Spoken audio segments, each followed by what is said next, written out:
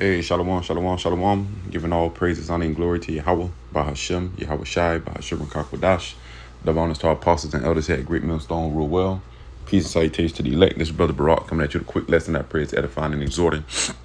Right, and I just want to touch on, like these different scenarios that's been coming out, as far as like the, whether it's the 3-eye atlas or the 3-1 atlas, before it was the Oumuamua. And there's been many different chariots or so-called chariots that have been seen, right? And a lot of chariots have been seen, okay? Whether by fighter jets from the military, regular human beings encounters, okay? And, you go into the scriptures, our forefathers, seen the chariots. Our forefathers seen angels, right?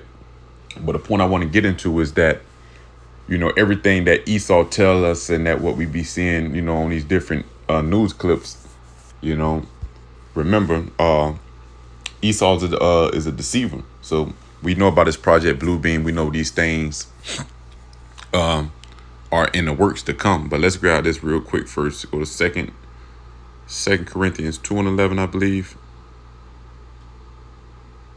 Yep, 2 Corinthians 2:11. Lest Satan should get an advantage of us, for we are not ignorant of his devices. You see? So he used crafty devices, and, he do a lot of predictive programming, throwing these things out there. And a lot of these things are the deception. That's why the scripture tell you, if it were possible, he would deceive the very elect. Okay, let's grab that real quick. Matthew 24. And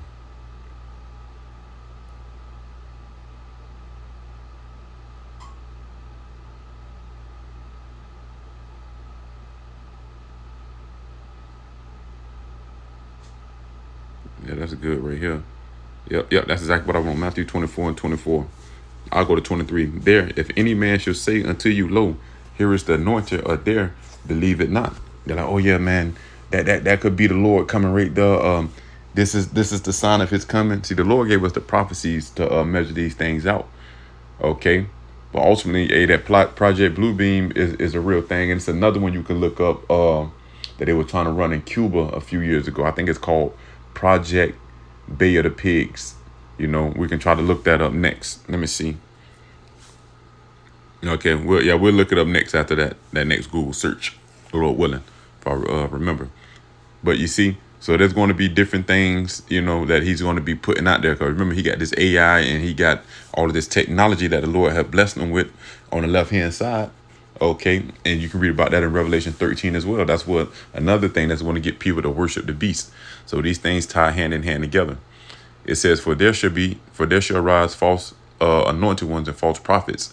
And this is really pretty much when they say false Christ, going false leaders, okay, and false prophets, and shall show great signs and wonders, and so much that if it were possible, they should deceive the very elect. And this is coming directly from Yahweh Shai, and it says, behold, I have told you before. They read that in NLT. See, I have warned you about this ahead of time. So we know a lot of these things are not real. Hey, some of these things may be real, but ultimately we got to just be in the spirit. Okay. But the point I want to get into is that because Esau make it seem as long as he got his telescopes and, his satellites up there, that he can just see anything in space. No, he can see certain things that the Lord allow him. But you got to understand this, the spiritual realm controls this realm. Okay.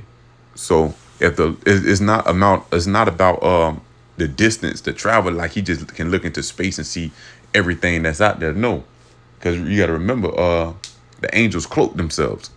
So if they can reveal themselves to you by the order of the Lord, Yahweh Bahashem Yahweh Shai, but that's not necessarily true for all accounts. Okay, but so what I did, I typed in, if not distance, what separates realms?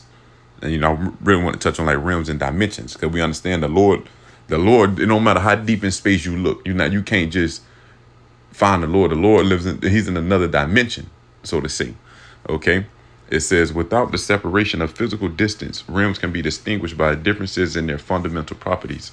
In fictional and philosophical contexts, these separating factors can include varying laws of nature Different states of existence are a shift into a different dimension or metaphysical plane. See, that's what happened with a lot of our forefathers. You know, it was a realm meeting them. Okay, they ended up having a shift in dimensions, or like it says, a metaphysical plane. Differences in physical laws, alternate physics, the basic rules governing reality, such as gravity, time, and matter, can operate differently. For example, a realm might exist where magic is a fundamental force, or where cause and effect function in an altered way. And that's why when you read what is that, Numbers 23 with Balaam and Balak, what he had to set up the altars and make those sacrifices that would so-called be considered magic. Okay, using these different practices to tap into another realm. And what happened when he did that? That's when he was met by the angel of the Lord. And that's when he learned that he couldn't curse Israel. He couldn't curse whom the Lord has blessed, right? So that goes to the magical side of it. It says different dimensions. A realm might not be a separate universe, but another dimension within the same universe, and that's more accurate. It's all here, but it's divided by dimensions. Okay, because angels and demons walk amongst us. We just can't see them.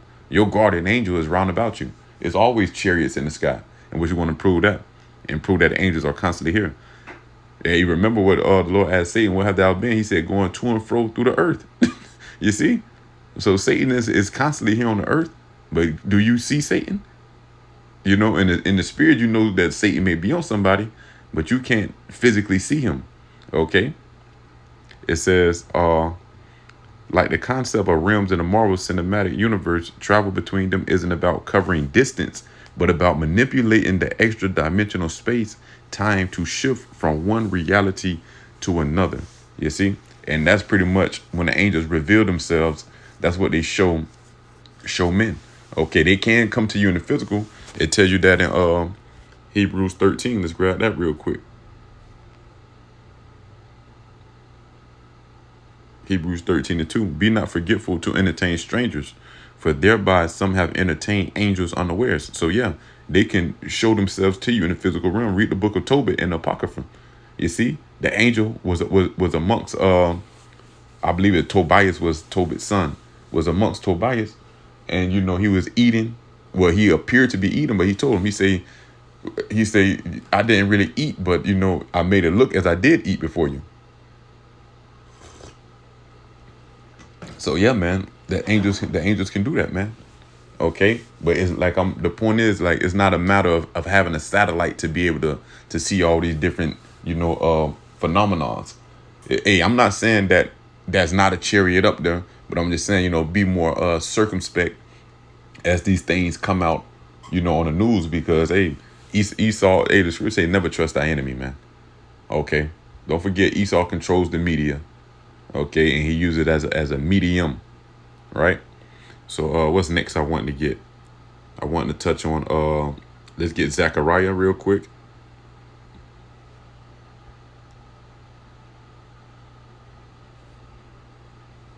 Zechariah 1.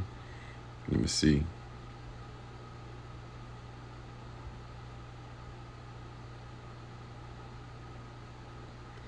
Zechariah 1:8.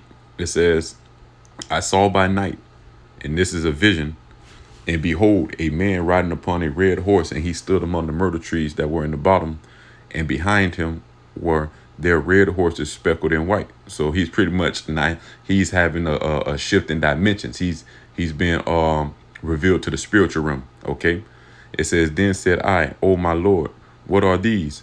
And the angel that talked with me said unto me, I will show thee what these be. And the man that stood among the myrtle trees, which is an angel, answered and said, these are they whom the Lord has sent to walk to and fro through the earth. You see, in verse 10 NLT, the writer standing among the myrtle trees then explained, they are the ones the Lord has sent out to patrol the earth. So one angel is explaining to Zechariah that the other men that he see amongst the horses are angels that patrol the earth. Okay, but in the spiritual realm, do you see men on horses patrolling the whole earth? No, these are angels, man. And the angel, back in the KJV, verse 11, they answered the angel of the Lord that stood among the myrtle trees and said, we have walked to and fro through the earth, and behold, all the earth sitteth still and is at rest. Okay, and I was speaking about like the other nation, they was at rest because Jake was trodden down. We didn't have the temple fully built, to be give the sacrifices to the Lord. So the nations are at rest whenever Jake is down. Okay, but the point is, not to veer off topic. The point is, this was revealed unto Zechariah about the angels patrolling the earth. Okay, you see, so that had to be shown unto him. He wasn't able to just see it on his own. And let's get another example in the book of Kings. Your brothers know.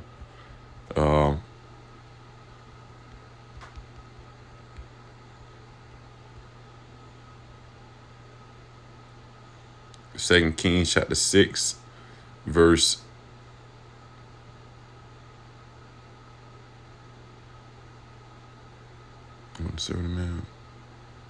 okay, Second Ezra 6 and 15. Let me go up. 14. Therefore, no, 13.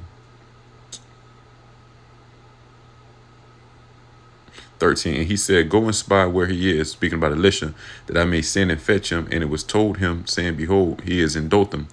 Therefore sent he thither horses and chariots and a great host. So this is a physical army that the king of Aram, which would be Syria, sent. Okay. And they came by night and compassed the city about. And when the servant of the man of the Most High was risen early, so this was a servant of Elisha, and gone forth, behold, and hosts compassed the city, both with horses and chariots. And his servant said unto him, alas, my master, how shall we do? So he pretty much waking up Elisha, like, hey, man, the city is surrounded, man, what we gonna do? And he answered, this is Elisha answering, fear not, for they that be with us are more than they that be with them. You see? So Elisha could see something that his servant couldn't. And Elisha prayed and said, Lord Yahweh, I pray thee, open his eyes that he may see. And the Lord Yahweh opened the eyes of the young man, and he saw, and behold, the mountain was full of horses and chariots of fire round about Elisha. You see? So then he opened the eyes. So Elisha could already see, but here it is, the man with them couldn't see. So Elisha prayed that the Lord open his eyes. Then he was able to see all those chariots surrounding them, all that the host of the Lord surrounding them. You see? So the point is, the Lord has to reveal these things unto you. It's not a matter of having satellites, and you don't get to see these angels and chariots of your own will. And it even made me think about the situation when the apostles up in New York was having a conversation, a back and forth with Vocab Malone. And after that, the Apostle Hart, he said he was praying, hoping that he defended the word right. And then there was a host of chariots in the sky, but Vocab. And I think it was somebody, I think he said Vocab had just left, but it was somebody else that came around the corner. I'm not sure if it was Polite. I don't know exactly how long Polite been jammed up, but somebody came around the corner, and while everybody was praising the Lord because they seen the chariots, whoever had just came around the corner was looking up and they couldn't see it. You see? I believe Apostle Hart said at first he couldn't see it and he kept looking. And I believe he prayed and then he could see it. You see? So that show you, man, the Lord had to reveal these things unto you, man. It's not a matter of these satellites. So, brother, just be circumspect. I know the elders, Ben came out a while ago and like, hey, every light that you see in the sky is not a chariot. The Lord just had to reveal it to you because they always there. That was just a quick lesson in the spirit. I pray it was edifying and exhorting, giving all praise, honor, and glory to Yahweh, Bahashem, Yahweh Shai, Bahashem, Rakakwadash. Double honors to our apostles and elders who had great millstone who rule well. Peace and salutations to the elect. Shalom.